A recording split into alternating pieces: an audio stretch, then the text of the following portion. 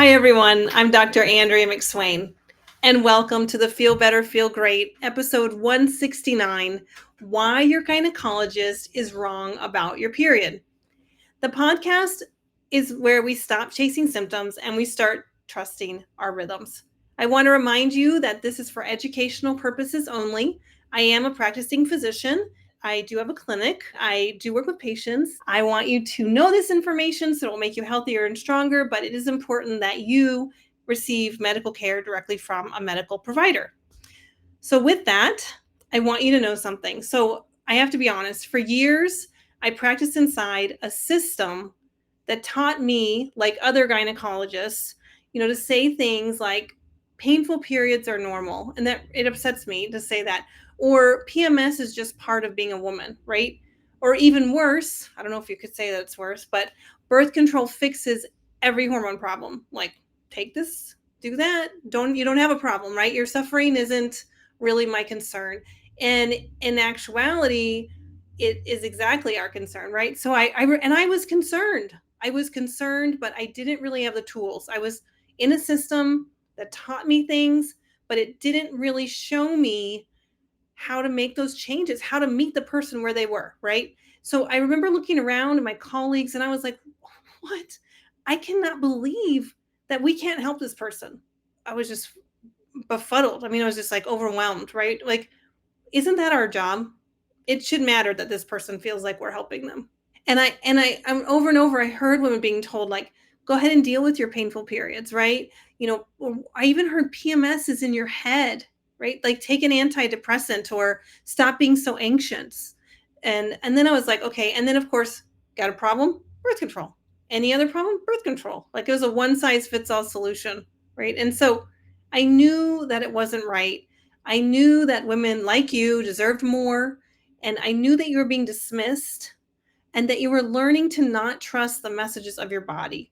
But I didn't know what to do, right? And even though I was trained conceptually, holistically, like right from the beginning, when I went into gynecology, I had to just take in what I was told to learn, right? So, I was understanding these things from the paradigm that I had to live in as a resident and then practicing gynecologist, as I had to start saying those things and then abruptly realizing that no, I wasn't going to say those things anymore. They were wrong and they weren't helping people, right? And I realized that what happens then is gynecologists start overlooking things, right? They start overlooking the symptoms because they kind of put you in this box or that box or that box. And then pretty soon all you feel like is that you're stuck in a box, right? And so you don't understand how to help yourself and symptoms start mounting. And so your period is not supposed to be a monthly punishment. It's supposed to be a monthly report card of your overall health. And I think that's really critical to understanding uh, that as a paradigm. You know, put that in and think about that one, right? So it's like, whoa. I mean, you kind of, even when you hear it, right? Your period is not supposed to be a monthly punishment. It's supposed to be a monthly report card of your overall health. Wow. Way to change the story. Okay, so let me tell you kind of like the frame of my life here, kind of how it went. Um, First of all, luckily enough, before I went into conventional training, which I wanted to go into conventional training, I made a decision. I went to osteopathic medical school because I felt like it was how to learn to work with your hands and help people, right? Like, I could actually help people. I was learning to actually help people with osteopathic manipulation techniques. But then I went into gynecology because I really cared about women. And so gynecology is very conventional, right? It's surgical residency, it's a do what you're told, and that's that. Okay, so, I was seeing people and I'm practicing conventional gynecology. I meet Sarah. She's one of my patients. She's 34. She's got a really stressful corporate job. And every month she has to spend 3 days in bed with cramps and she can't work, right? Her cramps are so severe and her periods are so heavy that she ends up changing like a soaked tampon with a pad every hour or two. And you just can't really work like that, but also how do you dodge not going to work that many days a month? And that's a horrible thing that I was watching Sarah and I've watched so many of my patients deal with. And of course, the premenstrual symptoms, right? The PMS. When you're here as a doctor that you don't feel like yourself every month for 2 weeks. You only feel like yourself for 2 weeks out of the month, right? It's to be like red alarms, like, whoa, this person is struggling, right? Sarah was struggling. And what do? I'm like, okay, well, lots of women deal with this. I understand. Let's get you some hormones, like with the birth control pills. Now, remember, this is me in conventional setting with the conventional training and not having been able to take a step back and look, okay, what was actually going on. So I was like, okay. So then, whatever happened in Sarah's life, like she started taking the birth control pills, she still suffered, nothing changed. Those birth control pills just made things worse. And these are the truths, right? So then you see, fast forward 5 years and I see Sarah again, but this time I'm practicing functional medicine, right? She'd been on the birth control, she told me, for 5 years, and she felt worse because that was a really not even a band-aid. It was just an add-on of problems. And the pill had masked her symptoms, but they hadn't fixed anything. So she was feeling worse, more symptoms come on, 5 more years of aging, right? And so really what I had done is something called diagnose and adios, where I diagnosed the problem, I put on like some kind of like thing to do. It's not particularly helpful and doesn't get it done.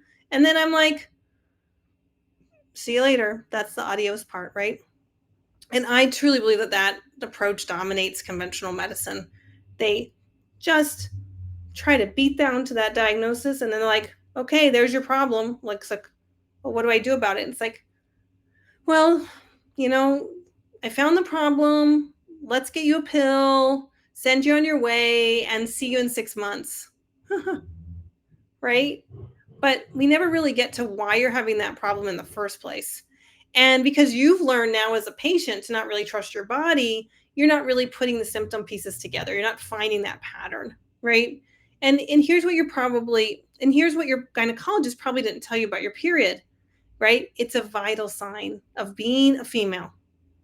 It's like your blood pressure, it's like your heart rate. Your menstrual cycle is telling us what's happened inside your body. Okay, so let me tell you what a healthy period should be.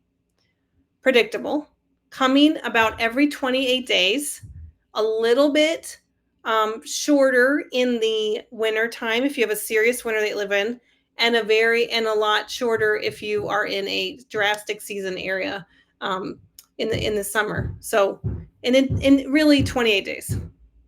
Okay, a moderate flow that is just moderate. You change your collection agent every a few times a day, like every 8 hours, and you go on with your life, maybe 4 to 6 hours. You might have some cramping, but you can fix that with some simple solutions, right? And then if you have PMS symptoms, they're more like how your body's actually changing in the cycle. And we'll get to that a little bit later. So it's a little more complicated, but PMS symptoms are something where you look at the emotional component and you look at the energy component that comes with it, or fatigue component, and you start saying like, oh, I need to kind of recalculate what's going on in those times of my period or my monthly rhythm so that I can have some things figured out in support of my body. All right. And then also a normal period, a healthy period, not normal, healthy, is it doesn't require pharmaceutical intervention. Okay, unfortunately, here's the kicker. Most gynecologists aren't trained to look at your period this way, right? We like to manage symptoms a little bit with a few options, right? And then we don't really investigate the causes. So you can see why I was kind of getting it wrong, right? And it comes down to the training. In med school residency, we're learning about disease states. Okay, so not like dis-ease, which is a lot of holistic people do, that kind of pull apart the dis-ease and try to remove the dis so you have the ease, which I think is cool. It sounds a little cheesy. I have to admit, I've always felt it was a little cheesy, but I like it. Okay. And then, in med school, it's like, what's the disease process? What's the pathology? Okay. So that's terms like endometriosis, PCOS, fibroids. Okay. Right. Like big deals, right? Like big, obvious deals, like, like horrible situations for people, right? But not like the day in and day out subtle hormone imbalances, right? And that those are really kind of alter your life, reduce quality of life, and they really matter. But you have to really tap into a lot of stuff in order to be addressing those, because they take a multi-prong approach, right? And I can remember conversations on hormone for health. I remember I was in residency, and one of our attendings came in, and he knew that was the topic of the day, right? So he comes in and he's got this booming voice, and he speaks over all of us like, use a patch if they want hormone therapy. And he just like proclaimed it. And I was like, what? Like, there are a whole bunch of women out there talking about hormone therapy.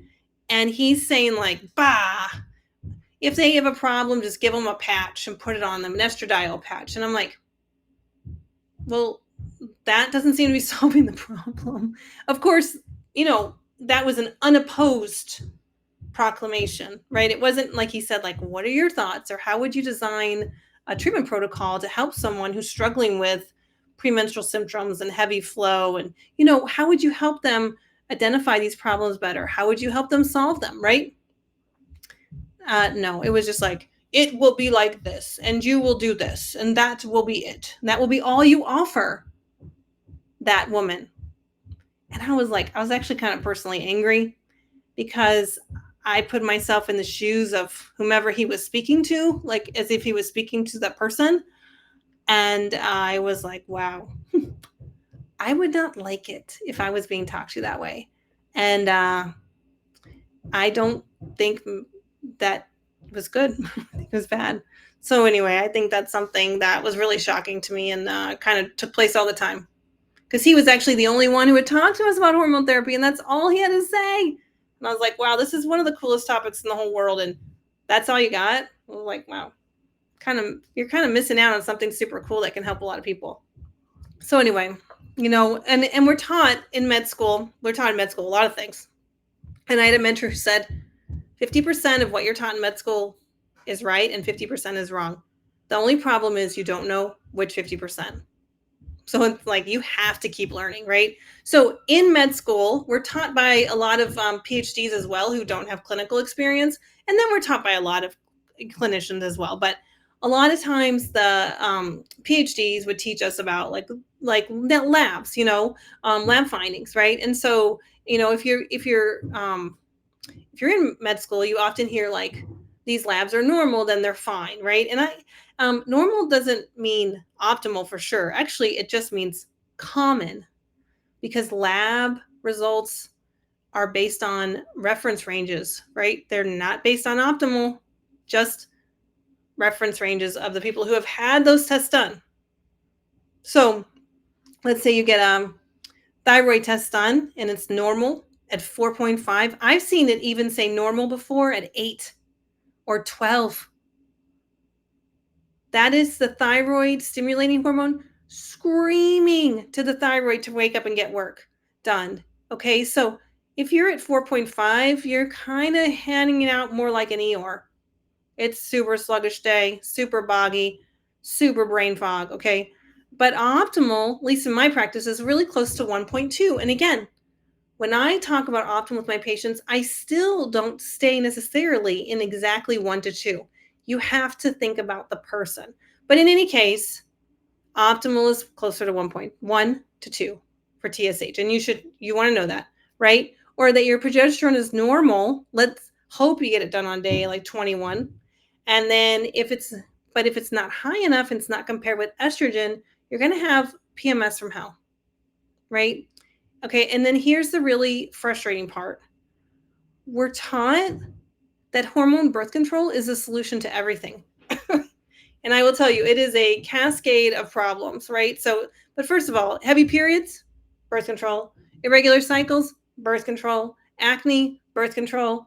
PMS, that's right, birth control. So it's almost like that's the only thing someone knows how to say, right? Oh, birth control. But birth control is another problem because it's not at all a solution. If you do get any kind of results on that, it's because your body's getting tricked, right? It's getting masked. But it's in fact could be creating even more problems. And that's a big deal, right? So, and I want to make sure that I'm not saying all gynecologists are bad doctors. Like, I'm not saying doctors are bad. Actually, I really think doctors need to stand up and and relate more to their patients and their insurance companies, right? Or the systems that have kind of are now their supervisors who are creating massive restrictions on how they care for patients. So that's how I view doctors, quite honestly. My colleagues is stand up for the patient. That's your job, and do what's right for the patient instead of all those other people who have a voice that seem to be louder than the patient, right? So we kind of got it to get it together, but I think doctors have good hearts. Okay. I will definitely say because of that, the system is broken, right? And we're working within a paradigm that treats symptoms instead of causes. Because symptoms, you can have something that works for it right away, right? Here, take this, do this procedure, get this done, blah, blah, blah. It doesn't actually kind of like have to get like a reset, right? You just do this. It's a lot of busy doing, right? And that paradigm is failing women. So let me give you some numbers that might shock you. And these are all backed up by evidence. So that there's a National Institute for Health article that says that 28.61% of women, and this is internationally, reported symptoms interfered with their everyday life each menstrual cycle. So it's about 29%, okay? From the American Association of Family Physicians, 20% of women have periods so painful that they interfere with daily activities. The Endometriosis Foundation of America, 1 in 10 women have endometriosis. And then from an article from the National Institute of Health, 1 in 10 women have polycystic ovarian syndrome, or PCOS, right? So this is not rare. This is like 1 in 10 is 10%. So you're looking at 10%, 10%, 20%, almost 30% in these statistics, right? These are rampant, and they're affecting women, and they're affecting quality of life. And they are all rooted in hormone imbalances that conventional medicine largely ignores. So is there an alternative? Well, maybe we don't call it an alternative. Maybe we call it going deeper, figuring it out, right? So when I'm sitting there with Sarah, and I'm sitting there with other people that I had not the resources to actually help them get better. I had the empathy. I had the desire to figure it out, but I hadn't done it yet. Especially with gynecology, because a lot of gynecology is very restrictive, and so I I was like, I've got to figure this out, and this is where my journey, right, began of connecting functional medicine with gynecology. So instead of asking, what drug can I prescribe, or people saying like, well, just tell them, that they should have a hysterectomy. I'm like, there's no way. I'm just telling someone that they should have a hysterectomy. I'm just telling them to put something in their arm, right, for 3 years. Like, I started wondering what's happening in the first place, what's going on, right? And that's when everything changed, when I started thinking about holistic principles and functional medicine and started looking at gynecology, right? I started looking at the whole person, their stress levels, their sleep quality, their nutrition, their toxic levels, their gut health, right? And then period problems just like, ma'am, I can understand we have a period problem. It started making sense. So when I did meet with Sarah again, we dug deeper and we found that what she had going on, okay, these are the things that affect hormone balance, right? So what she had going on, severe insulin resistance from years of high stress and high sugar eating, chronic inflammation from food sensitivities that she didn't even know she had, kind of eat now, taste later. She was going super fast, right? Adrenal dysfunction from burning the candle at both ends. Big deal. Really a big deal. And gut dysbiosis that was affecting her estrogen metabolism. So no wonder birth control, right, was not going to fix her problems. We were in truth weren't really even addressing any root cause. Like, okay, so this is what I call the root cause rhythm reset approach, right? Instead of masking symptoms, we rebalance. We look at the whole story and what's driving your hormone chaos. Is it stress, blood sugar imbalance, nutrient deficiencies, even considering toxic overload, right? And regulate is part of the approach. We address true drivers, right? We track those. We support your adrenals, balance your blood sugar, heal your gut, reduce your toxic load, okay? And then restore. We give you your body what it needs to produce and metabolize hormones properly. And then we trust our body's innate wisdom to find its rhythm. And although I have a little bit of a sore throat as the season is changing, I just have to get this stuff out to you guys because it really matters. So I'm going to be okay. I'm going to rest after this. I'm going to spend a few more minutes talking to you about it. Of course, I know what you're thinking, right? You're like, oh, yeah, this sounds great. What can I actually do, right? How do I make the change? Well, here's something I say in my clinic because I like biohacking and I like to get to the source of the problem, right? So I say cheaters always win, right? And it's not that you're cheating. Have you ever seen someone cheat like in a test? They don't have to think about it, right? They're not thinking about the question even. They're just like, what's the answer? And then they get the answer and then they get the point, right? So that's what it's like, you don't even have to think about this, right? I've thought about it so many hours, days, weeks, months, years, almost 2 decades, decade and a half, I guess. Anyway, cheaters always win. So just, take that as just like a way to think of like, yeah, I'm doing something that I know is going to work, right? It's a quick win. You don't have to overhaul your entire life overnight. And it's really important to not think that you have to do that because that is stressful. You can start with simple changes, right? And that's where it gives you the biggest bang for your buck. So cheaters always win, biohacking, right? Root cause insights. These are the things that matter. And that's what you can actually do, right? So let's talk about food. Okay, your hormones are made from the food you eat. If you're eating processed junk because you're grabbing something to put in your mouth, you're giving your body processed junk to make hormones with. Okay, so that's where I love looking up different sources. It's important to look at organic hormone supporting foods, and that's important. So I'm talking about things like organic pasteurized eggs for hormone building blocks, wild caught fish for omega-3s that reduce inflammation, organic vegetables that aren't loaded with hormone disrupting pesticides, right?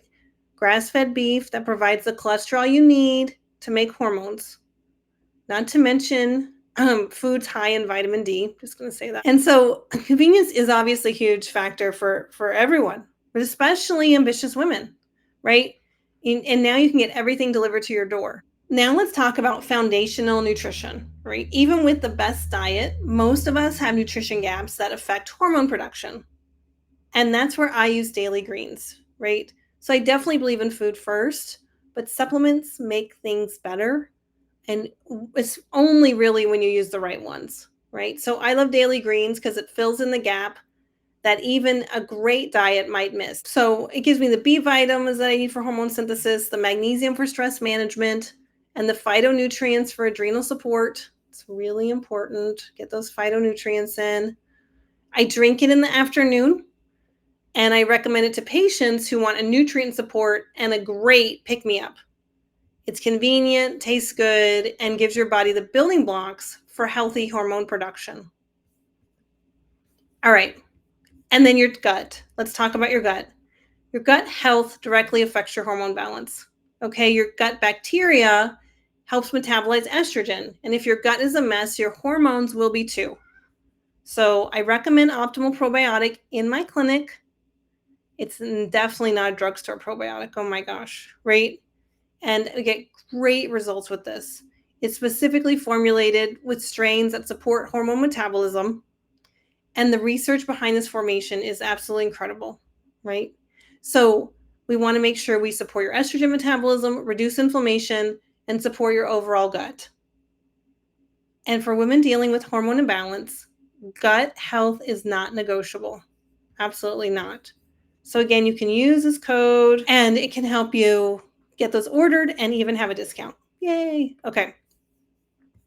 And then I want to be clear though, I'm not saying these products are magic bullets, right? There's no such thing. You need a multi-pronged approach, but they're tools that can support your body's natural hormone production and metabolism. Okay. And so let's look at a bigger picture though, and that's understanding that your period problems are not a Tylenol deficiency and they're not a birth control deficiency, right? They're your body's report card. So if there are problems, that report card is showing problems. We want a really great report card, right? And that's what we're going for. That's the way that we understand if your body's in or out of balance. Okay, so here's what I want you to do this week. Start paying attention to your cycle, track your periods, your energy levels, your mood, your sleep. This is your report card because your cycle is giving you that information, and start listening to it. Okay. If you are currently on hormone birth control and you're still having problems, have a conversation with your doctor about what is actually helping or just masking symptoms. If your doctor dismisses your concerns or tells you that painful, heavy, irregular periods are normal, consider getting a second opinion from someone who practices functional medicine, someone like me. So remember, you're not broken and you're not destined to suffer every month. Your hormones are speaking to you. The question is, can you start tapping into being able to listen? Your period is not your enemy. It's your monthly report card. And when you start treating it that way, everything changes. Okay, I'm going to say it again. Your period is not your enemy. It's your monthly report card. And when you start treating it that way, everything changes. So that's all we have for today's episode. We did great. Yay. Perfect. Love it. I hope it resonated with you. Please share it with a friend who needs to hear this message that they actually have a problem. They need to be listened to. And there are people out there that will listen to them. And if you want to dive deeper into the hormone health, make sure you've subscribed, right, to the channel and click the bell. Okay, because we have just gotten started. All right, next week we're talking about the hormone test that could save your sanity. And trust me, it's not the test your doctors are ordering for you. Until then, remember, stop chasing symptoms, start trusting your rhythm. I'm Dr. McSwain. I'll see you next week.